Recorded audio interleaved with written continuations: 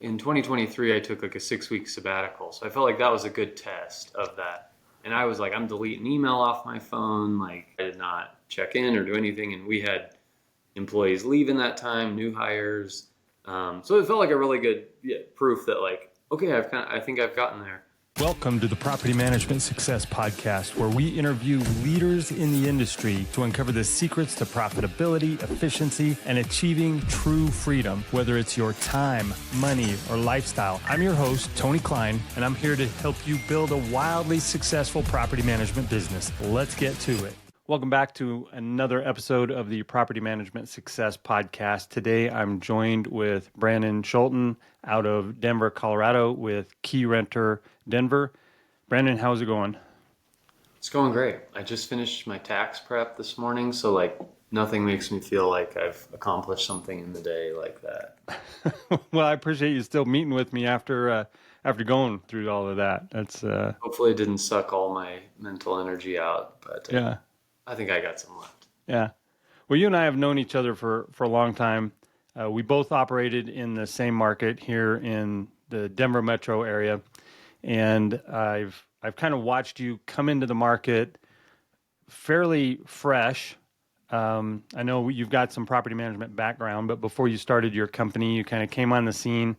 And I've just watched you over time build on that momentum. And so I want to take people back to when you first got into property management. Like, what was it like when you very first got in? What made you decide to do it? And I won't tease too far out, but I know you run a really good operation, and we're going to dig into that. So let's start kind of here at the beginning. Yeah, sure. So to go kind of way back to like where I first got into it, this was like 2012, something like that. I was doing some different things for a couple investors who were flipping property. They decided they wanted to start buying some to hold as well. And so initially they just asked, hey, can you help us manage these until we get to 40 properties? Then we've budgeted to hire someone in-house. So that was originally all it was ever going to be. I'm like, sure, it'd probably be a good skill to learn or something like that.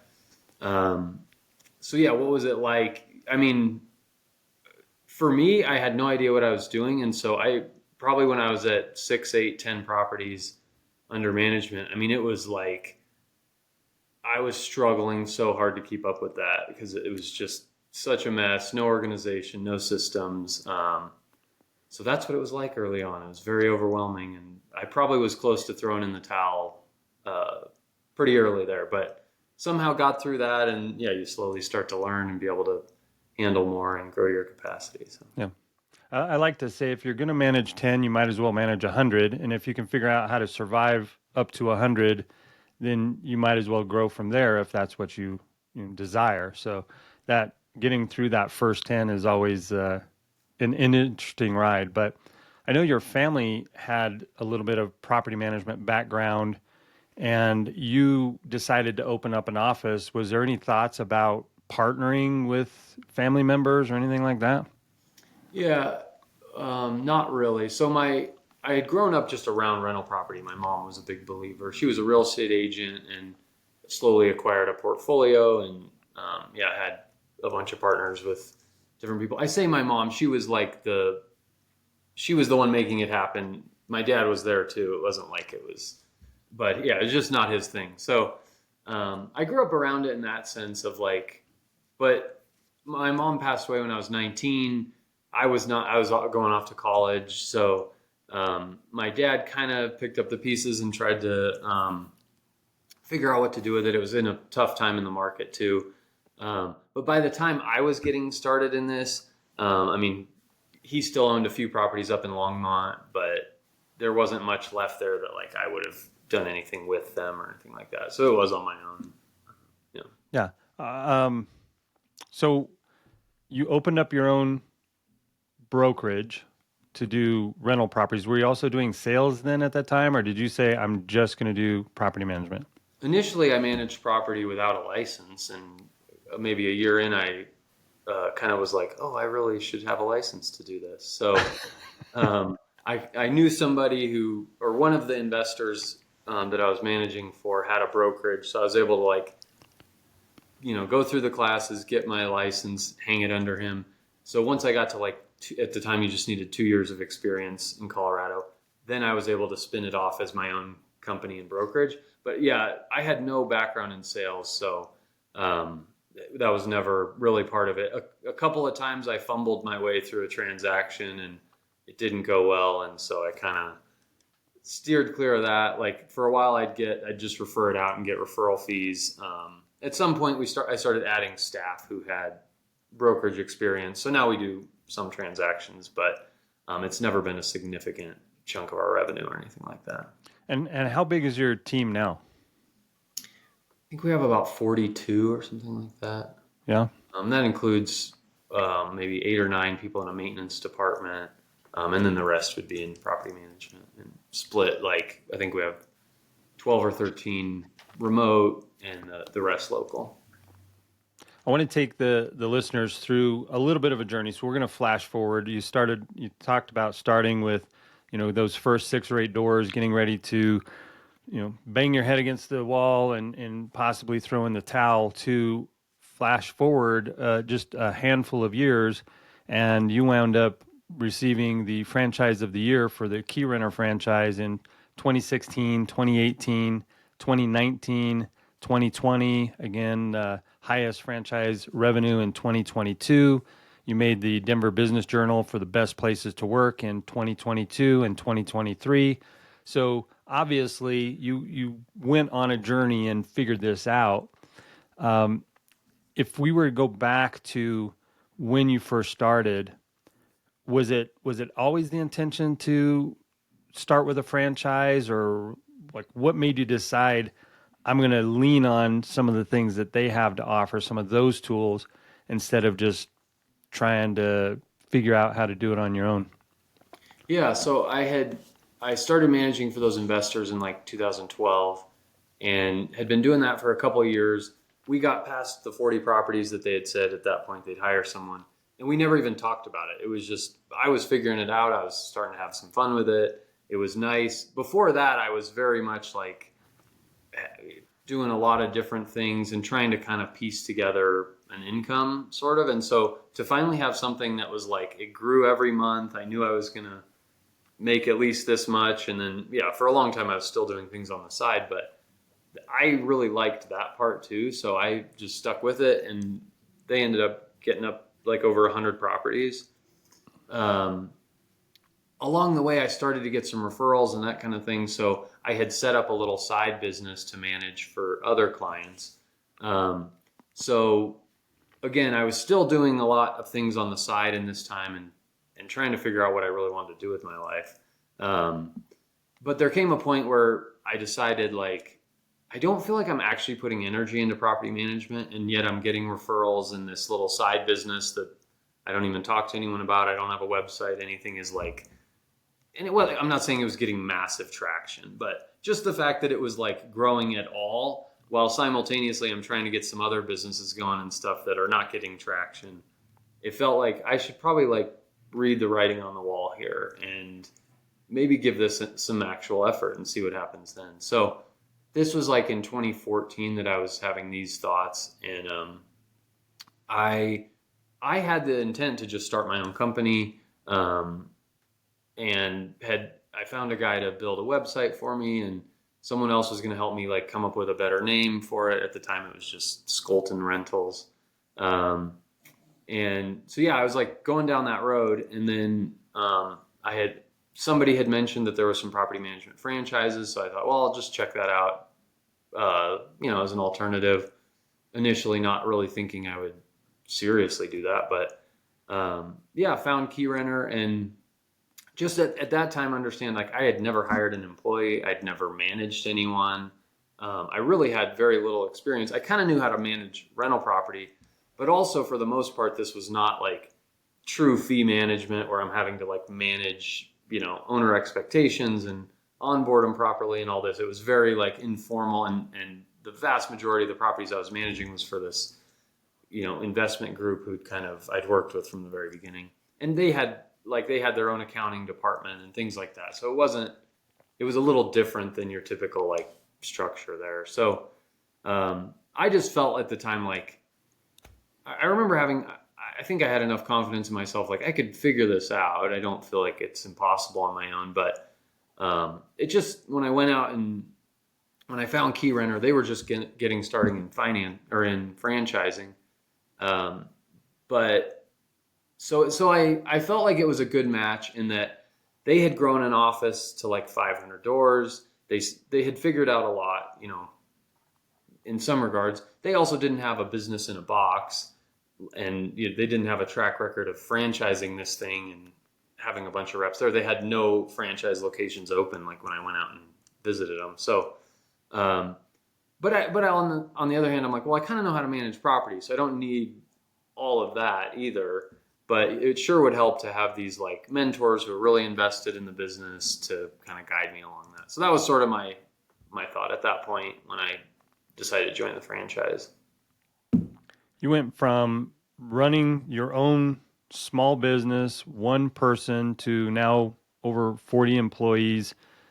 One of the things that I am really passionate about in the coaching that I do is, and it's a little tongue in cheek, but I tell people I'm in the entrepreneur extraction business, which is to pull the entrepreneur out of the day to day, make them the least important person in the day to day operations of the business, and help them build a team that will run the business. You still set the vision, you still set the direction of the company, you still are the main person that's driving that, but you have a team that is actually doing the heavy lifting on a day-to-day basis. And you have to have a really strong culture, and you have to have strong policies and processes in order to pull that off. And it sounds to me like you've achieved that, where you've been able to pull yourself primarily out of the day-to-day. Is that accurate? I would say so, yeah. Um, in 2023, I took like a 6 week sabbatical. So I felt like that was a good test of that.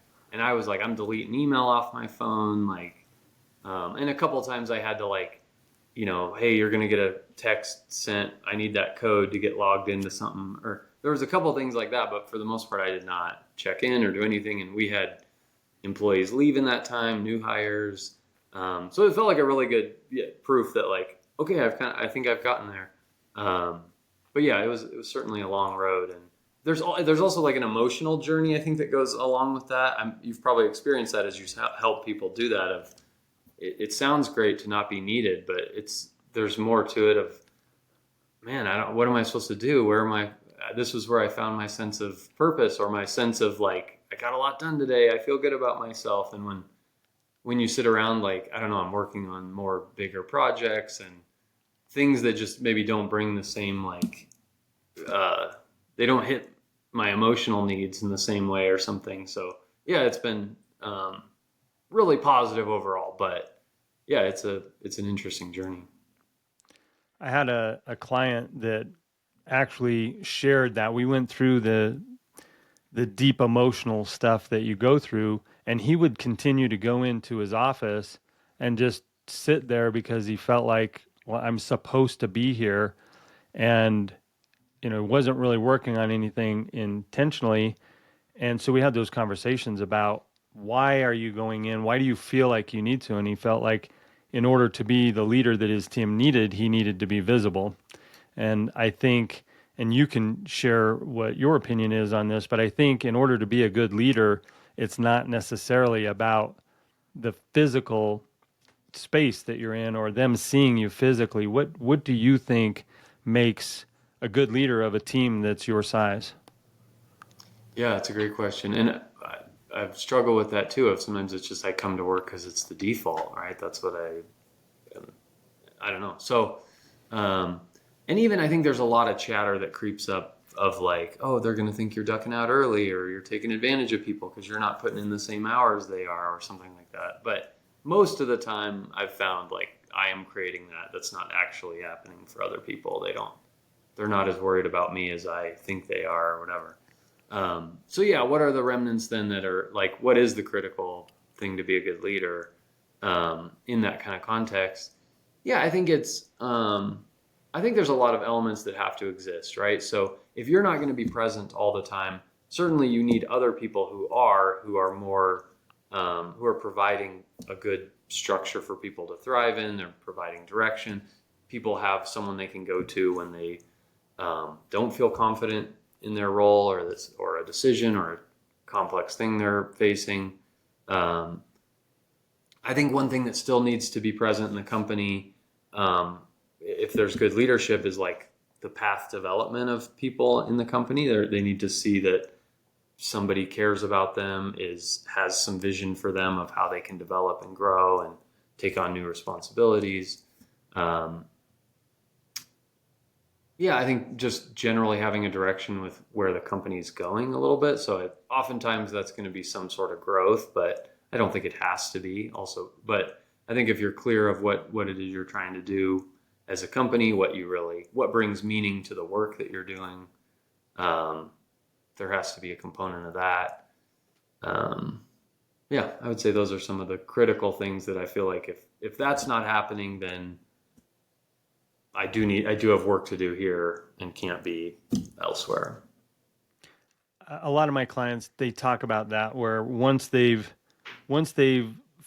found a team, built a team, and it's not always the first team that they start with that's able to get them to the next chapter. Sometimes there's hard conversations, and we've allowed certain things with certain people on the team, and in order to get to the next level, we have to have those hard conversations and actually change up some of the people oftentimes to get to where we want to go. And I think that as a leader of the company, that's something that we need to focus on, is protecting the team, protecting the environment, and really focusing on doing the things that only we can do.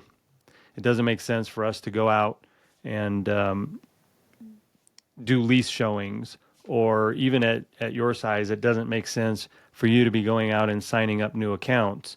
It's you have certain gifts, certain responsibilities that as a leader, those are the things that you should lean into. And so I think it's okay that it's not about the time that you're sitting in the office or sitting in the chair. It's more about the impact that you have for you, your team, and the people that you serve.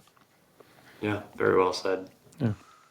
Okay, so I want to talk. So I don't know if I've mentioned this. I can't remember when I was talking about your where you are now, but I think you're over like 1,100 doors. Is that right? Yep. Yeah. So why do you think that you were able to enter the marketplace? So this has been about what, a little over 12 years that you've been in business? Yeah, we're coming up on our 10-year anniversary since I launched with the franchise. Okay. That'll be in April. Yeah.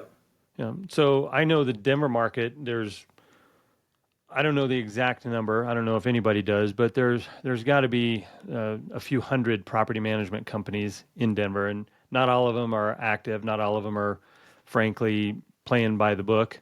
But what do you think allowed you to go from that first door to 1,100 doors in a very competitive marketplace?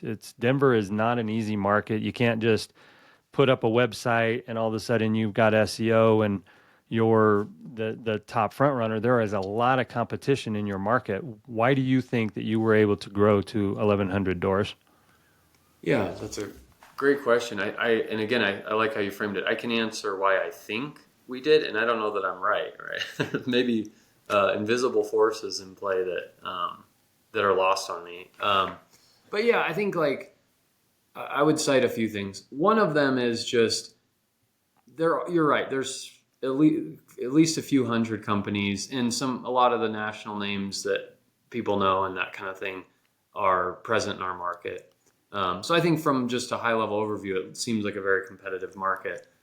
I think as you dig down into it a little bit more, it's amazing how few companies there are that are actually maybe trying is too harsh of a word, but we'll periodically do some secret shopping or that kind of thing. And it's just amazing how many don't even call back. And you leave a message and literally they just never call back. And so it's fine. They might be at a place where they just can't take on a new door, or there was some glitch where they didn't get a voicemail, or I don't know, something like that. But I just think that's indicative.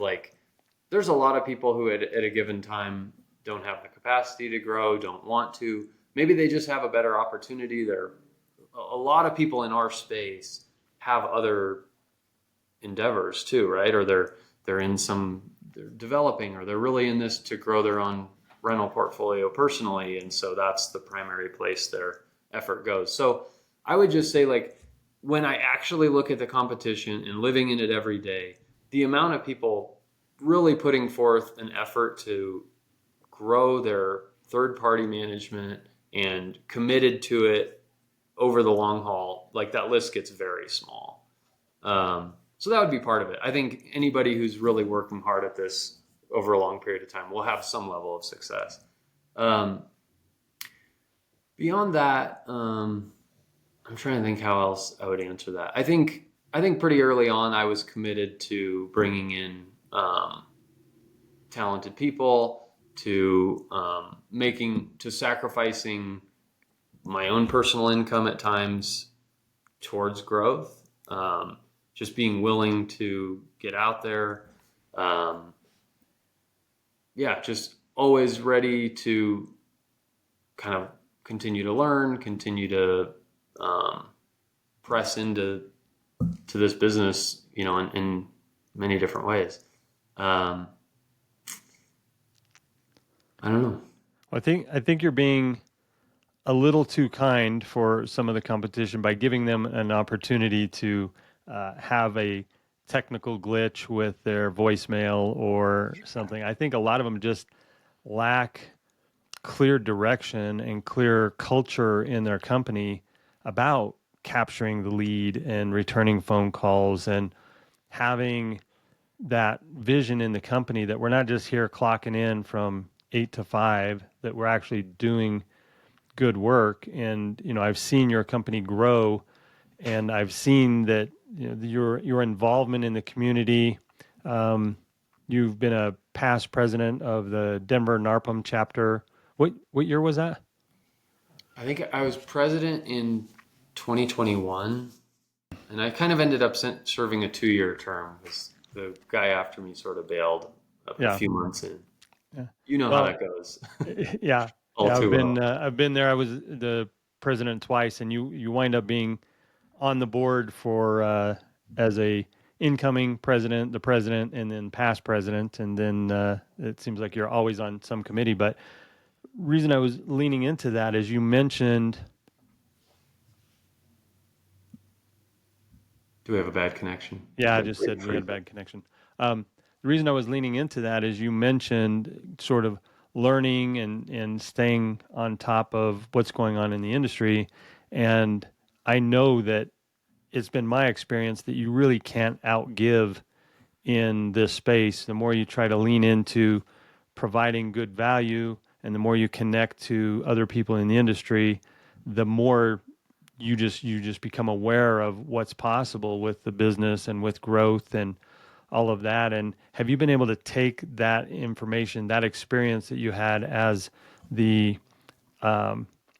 president of the chapter and all the connections that you made and all of the educational classes and things that you were involved with, have you been able to take that into your team? And what does that mean for your team, your history with NARPM? Yeah. NARPM has played a huge role, I think, in a lot of where we are today. So it's both, some of it's the educational side, and just, maybe you can remember, like, your first broker owner or your first national conference is so transformational, right? It's so, yeah, just leaning in and when you kind of, like, I don't know, there's just something about that experience where all of a sudden, like, there are all these people talking about the same problems you experience and willing to share insights and ideas, and that is really profound. I think certainly helped my business grow a lot. But also, as I got more involved in it, there was just a whole other aspect in that I found to be very impactful. Like, and it's as tangible too as, like, probably at least monthly I get a referral from somebody I know through NARPM for a door to manage or that kind of thing. We just finished onboarding 60 properties from somebody who's getting out of the business. And that was a NARPM relationship. He didn't shop it around. He just called me and we worked the deal out. So there's been a lot of things like that just, again, are the culmination of years of being on the board and getting to know people and serving and speaking and all that kind of thing. So yeah, NARPM's been a huge part of it. I want to go back to the growth aspect for a minute. So you had mentioned, again, you grew organically. Did you do any, other than these 60 doors, did you do any acquisitions? Yeah, we did like one big one that was like 325 doors, something like that. And then I think 60 was the next largest, and then there's been a couple that were like 40 or 50, and a few smaller than that. So most of your growth did come organically. And I know that we've seen, as every industry, as every business, we've seen change in how we grow, the best methods to get new accounts. But what did you see was the most successful way for you to grow organically? And then maybe let us know, is that still the case? Is that still the best way for you or for others to grow? Yeah. So I think one thing that I noticed, so I really started going hard at this in 2015, and it was right on the tail end of, there were a lot of other companies grew in the years prior to that, from like the people who couldn't sell. They had, a lot of like people underwater because the market was terrible, and they couldn't get it sold for what they needed. And so it was a lot of these accidental landlords. By the time I got in, a lot of those guys were starting to sell. Prices had risen such that now you didn't have to be a landlord if you didn't want to. And I think that served me well, just because there were a lot of people who had sort of optimized for that client. Where early on, where we were getting success was like the retail client, still kind of, quasi accidental landlord, but someone who like, they could sell if they wanted to, but there's just some reason that they kind of like the idea of owning a rental property, or they think maybe at some point they'd move back, or they're going to see how the new job goes before they buy a place in another market or something like that. So I think we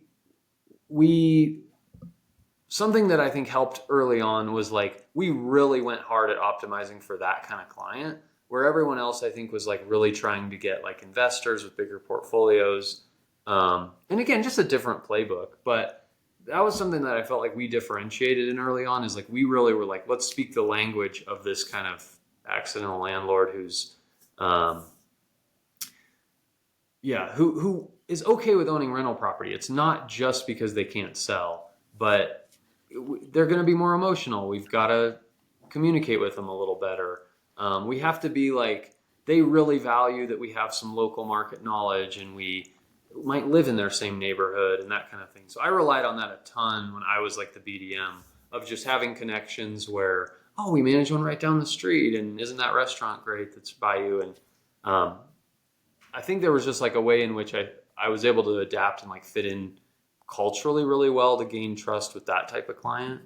And in some ways, I think this is like a momentum business. When you get to a certain size where it just gets easier to grow, and your presence online grows. And that's sort of how I see it. Of like, we got the ball rolling with that type of client, and then it really picked up steam after a while.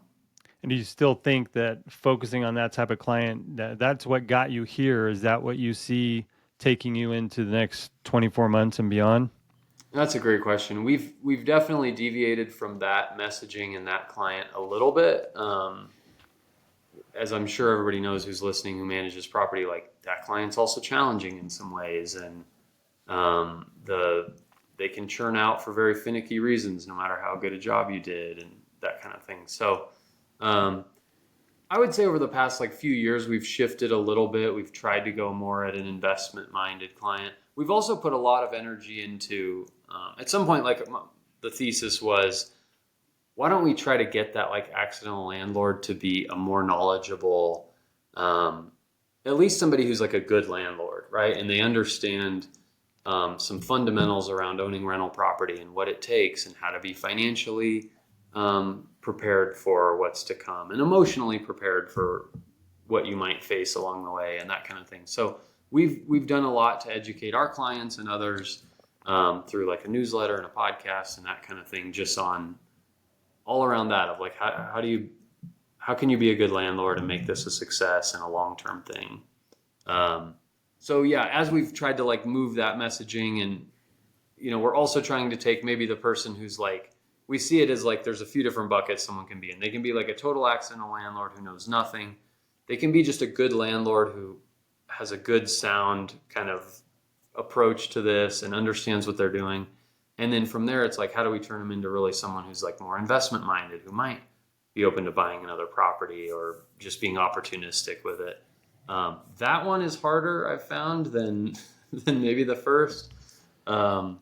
But yeah, we've just tried to lean and kind of go up that chain too of appealing to larger investors and kind of learning how to offer something that's attractive to someone with a portfolio of properties.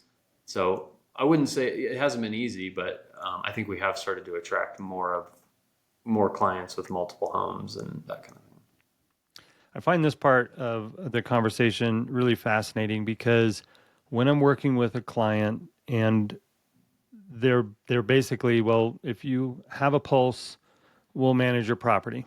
And they've got a messy system, they've got upset clients, their staff is stressed. And so we get really clear in the beginning. We say, okay, well, let's get really clear on what I'll call your target client profile, the center of the bullseye. If you could snap your fingers and have an entire portfolio filled with that exact profile, what does that look like for you? And it sounds to me like in the beginning, you started with that accidental landlord. And so the messaging, the systems, all the way from onboarding through how you support them, when you reach out for maintenance, are they involved in picking the tenant when you are leasing it or asking them for lease renewal rates? And then when you get to a certain size, did you develop a secondary, what I'll call that target client profile, and now you're operating with two? Or was it a shift? Or was it just now that we've got this scale, we are going to have to make our systems less specific for that specific profile and just hope that our level of service doesn't go down with the first group of investors or accidental landlords as we start looking at bringing on people who are more intentional, who may be more focused on the spreadsheet numbers versus, hey, can you make sure we get a good tenant in there because I used to live in that property and I'm still friends with the neighbors? Yeah, I have a few thoughts here. So one is, I think there's no avoiding that when you get into this business and have zero clients, you're going to take some terrible ones, right? And as much as like you could coach somebody into like, don't do it. Like on some level, you need to make those mistakes for yourself. You also just need to like, you're probably not attractive when you're not managing many doors to a client who's like everything that most of us would want in a client. So it's just hard to land those. Sometimes you take what you can get. Yeah. But also, yeah, there's also the whole thing of like, you can kind of take a bad client and set really good expectations and just be really firm early on about who you are and how you operate. And like, that'll kind of sometimes convert that guy into like a mediocre client, maybe. You could probably only do so much with some people, but I found that's like sometimes underrepresented in our space, right? Like I'm amazed what people will tolerate if you just say it up front and don't let it be a surprise, right? And not everybody. I mean, there's still going to be things that people just can't get over, and so they're not going to sign up with you. But so the other thought I'd have is like, I think this is where I did really benefit from a franchise system of I didn't just say yes to everyone and provide like this super highly personalized custom service. There was some of that, but I think it was maybe less than somebody who just gets in on their own doing this. So I didn't probably have the same level of growing pains once you're like, okay, now I want to have a staff and we need to like create some more consistent ways in which we approach certain things, and not everything can be a one-off. Like there was some of that, but I think that transition was smoothed out a little bit. Yeah, I'm trying to think if there was something else, another question in there that I missed. Yeah, we were just talking about as you build for that initial profile. And then as you open up and start to grow more, there's less and less of that specific profile that you're exposed to just because of the numbers. You wind up being exposed to other owners. And, and I agree 100% when a company's just getting started. I mean, I did it too. And I have horror stories about, you eat what you need to eat in the beginning to survive. And that means sometimes you are bringing on horrible clients and you're making compromises and you're agreeing to drive by the property once a week or whatever it is. And whatever it takes to get you launched, I'm in support of, as long as there's a plan to get out of that phase as quickly as possible, and then get that client, that target client profile developed. But yeah, the question was just, you got really good. I saw you have really good growth around that, and now you've opened it up to kind of having those conversations and talking more to the more possibly investor minded. It doesn't mean they have huge portfolios, but you've been able to kind of transition some of them into being investors, not just the person that, a couple gets together and they have two homes and they decide to move into one, and that means they need to rent the other one, and that accidental landlord. So as you grow, your marketing must have changed slightly in your messaging. And so are you marketing more now for that true investor, or are you still looking for the accidental landlord that has one or two properties, and just slightly changing the messaging about converting them into thinking about being a business owner, owning an investment property? Yeah, I would say we can't get away from, like, our bread and butter is signing up clients with one property and they didn't buy it as a rental. And part of that is just the economics, specifically in Denver, around owning rental property and that kind of thing, right? Like, it's just not a market that's super attractive to a lot of investors. Many, many years ago, you could buy a property on the MLS and put 20% down, hire a property manager, and it cash flowed $500 a month. Like, that's not a reality anymore at all. That same property is probably negative $1,000 a month or something. Yeah. So I think we still sign up a lot of those one-off owners, and we haven't changed our messaging so much that they're just lost and it doesn't speak to them and that kind of thing. But I think we're also big enough now we can do some specialization, right? So we're in the process of, but we've done some of the work already of just developing a kind of VIP sort of everything from how we market, how we go through the sales process, how we onboard, and how we manage for someone who owns a big portfolio of properties. And we have the ability to do that and create, even in our Lead Simple processes, there's some of our processes have two versions, and one's for a customized client and one's not. So for an example, like if we have a client with 10 properties, it just feels a little tacky that they're going to get the same email 10 times that talks about renewing the property, right? And every single time they need to, like, click in and fill out something that they're on board with our recommendation on the rate. It just feels robotic, right? So things like that, we're like, all right, we'll have a different process where we, every month look at which properties for these particular clients are coming up, and we have a phone call and we go through them, and something like that. I don't know the exact specifics, but so I would say, yeah, we've been able to adapt to kind of appealing to multiple clients, just as we want to grow beyond what we get just from that initial, what we had as kind of our target client. And I think it's always kind of a delicate balance, and there's a trickiness to it, even in on the leasing side, right? Leasing to a tenant that might be interested in a $1,200 a month apartment is very different than, a $3,000 a month home. And so where you advertise and how they set up showings and the application process, like, need to be a little different. So always something we're navigating. We have sort of a pod model too that gives, not everything needs to be 100% process driven, and no room for someone to understand the personality on the other side of it and adapt things and that kind of thing. So Let's dig into that a little bit, because I I take a strong position that there's policy and process. And policy is what you do and why you do it, and process is how you do it. And there's been a big push in our industry over the last few years to document or automate your processes, but people don't start with the policies that drive those processes. And a process, in my mind, only exists because some policy triggered it.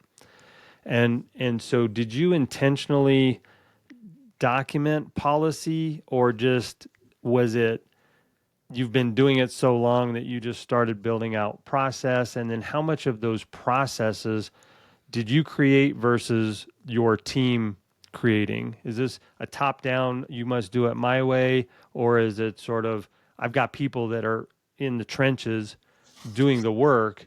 Are they the ones that are putting those processes together? Yeah, I'm not an engineer, and that is not my inclination.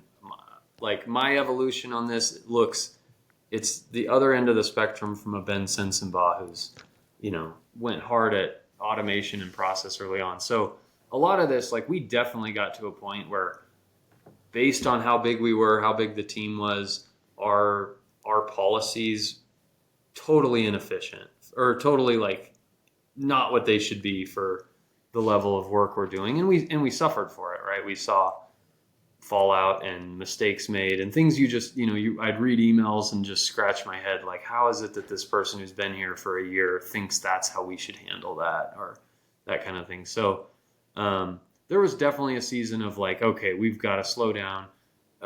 In the bigger acquisition we did that was in 2021, we brought a few employees on from that. And one of them was just like super well suited for this. So he helped us build out a ton of this and just make a lot of decisions on like, we need a clear policy here. Let's write that. And then so he was both in charge on the kind of on the policy side, as well as like the tactics of building the system and workflow to support that. I wouldn't say like, I've heard you speak on your idea of what a policy manual should look like. We don't have that to the degree that you would probably say we should. And actually, from hearing you talk, like we definitely had some internal conversations of like, man, do we need to make this more robust or build this out further? So, and we identified some areas. It's like, yeah, we need some of this written down and more clear, and it can't just live in lead simple and that kind of thing. So, it's been a work in progress, but I think it's one of those things. If you've ever heard the saying, like like the strength of the business owner will be the weakness of the business. Mm-hmm. I certainly experienced that with other things. This is almost one where like, because I was sort of insufficient at it, I had to rely on people along the way to kind of come in and clean it up. And now I feel like it's very much built into the business and does not rely on me to come and make decisions on that or push it. It's like, so I think it's in a pretty healthy like state for the size we're at. And if you were to, I don't know, take a stab at it, over the last 24 months, how many people have you introduced to your team where they've had to get used to using this software, this set of processes? Is your team, is it fairly low turnover, or is there churn? Is it, what I want to get into is, a lot of the people that I have on the podcast, they don't have the staff size that you have. And so what I want to give a peek in an insight for the people that are consuming the content is it a drastically different business at your size, or is it just it's the same issues, you just have percentage wise, you have more employee issues, you have more tenant issues, you have more leaks and floods, or is it just an entirely different business than it was at 500 doors?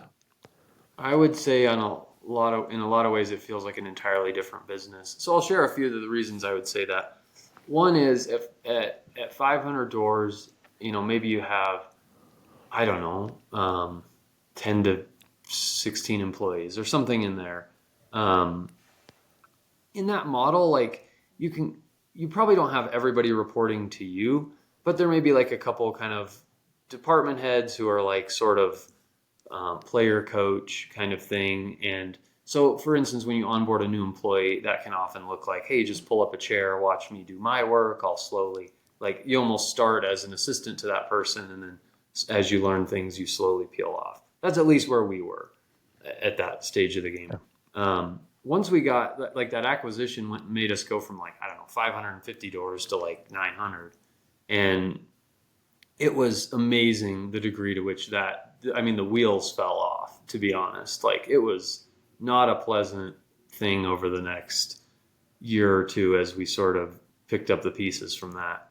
And it really felt like it just put some strains on the business where it wasn't like just what we were doing was not working at this new size. And when we came out on the other side of finally kind of building it the right way and finding something that did work at that size, it looked very different. A lot of that was on like way more development of mid-level managers who do not carry a workload. And in my case, these were not the same people who worked for me at 550 doors. By and large, I turned over everybody that was in the business kind of at the management level at 550 for one reason or another, and ended up being a new group of people that at the next size. And I think I would just say like a different skill set and a different kind of ability to coach and lean into developing a team and developing the processes for their department. And also around that time too, we ended up with someone who took over like an HR role. So that was a lot of that was like developing out our hiring process and our onboarding and our training and just doing a ton of work with different people on the team to build that out, where I think now we have like a very good ability to bring someone in who, you know, may not have much experience or anything super direct. We're not relying on people coming in with a bunch of knowledge of the role.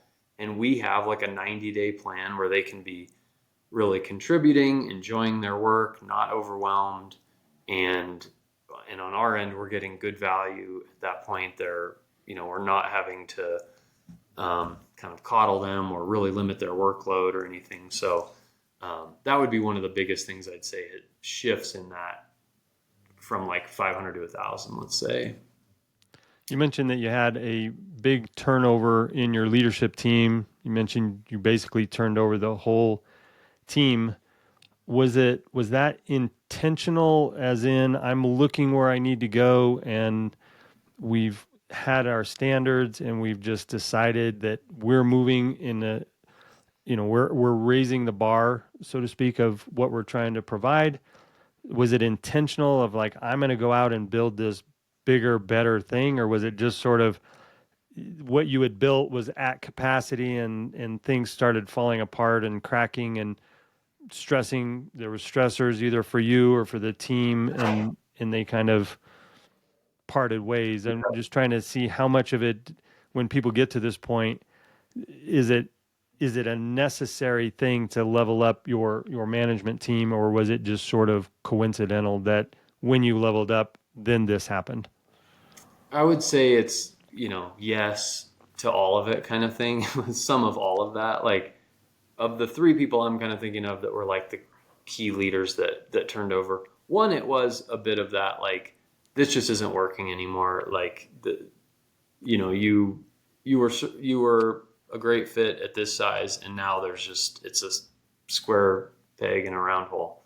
So that was a hard decision I had to make.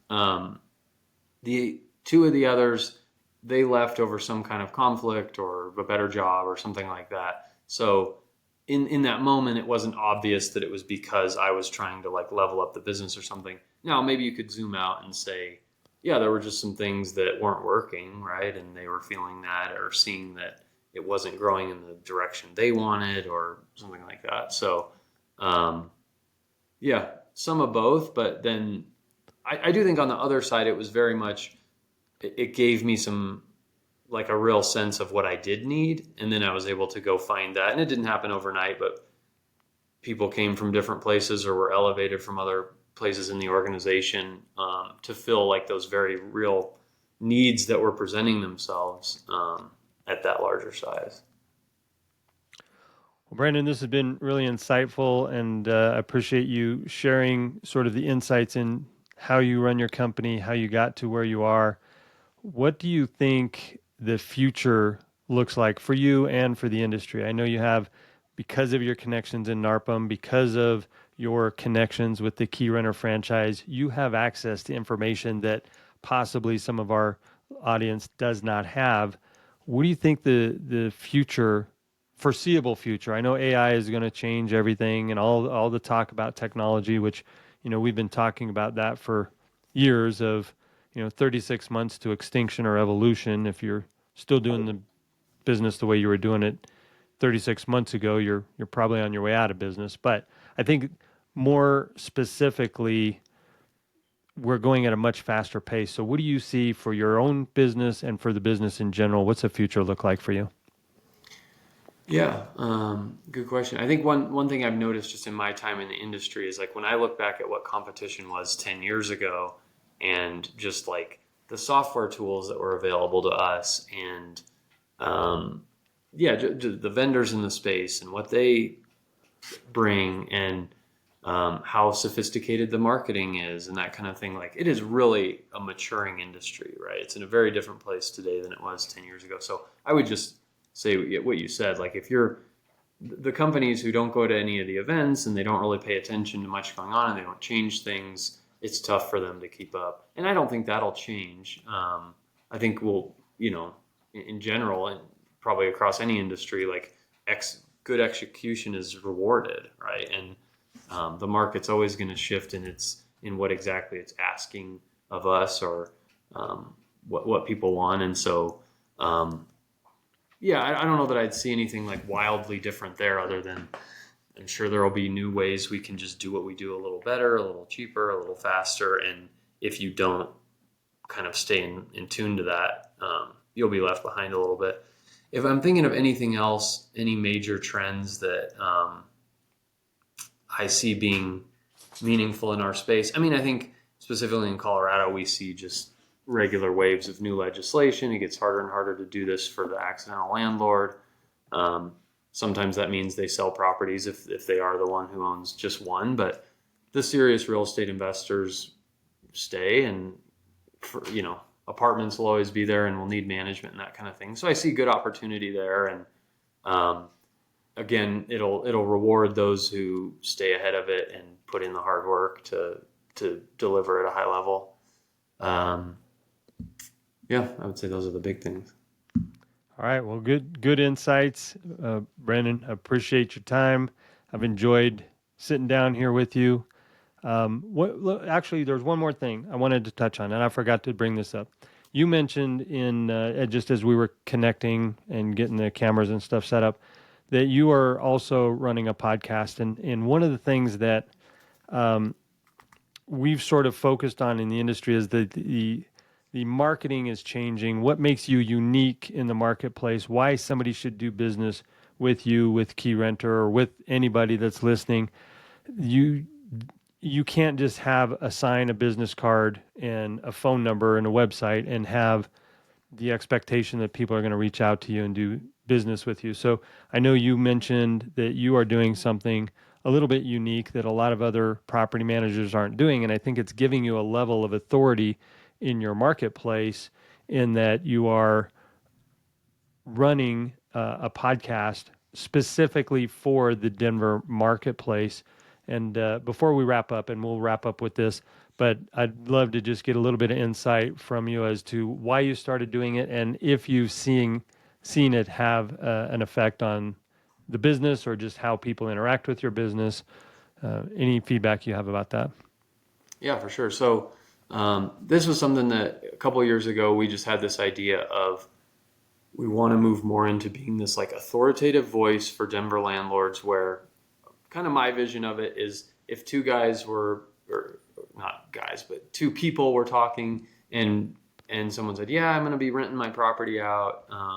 And the other guy's like, oh man, you got to make sure you sign up for these guys' newsletter. Like it's must read for, that's like my vision for it of like, it's just, it's seen as this, we are seen as this source of like great information that helps you as a landlord. So it's called the Denver Landlords Digest. We have a monthly newsletter that goes out, and then we do a podcast as well. And sometimes we tie in like the same. We'll have a guest on that talks about something that's relevant to the theme of that issue, that kind of thing. But essentially, like, again, it was just, we want it to be something, it's a long play, but we start to represent in people's mind this trusted source of good information, agnostic to whether you use a property manager or not, or whether you use us or not.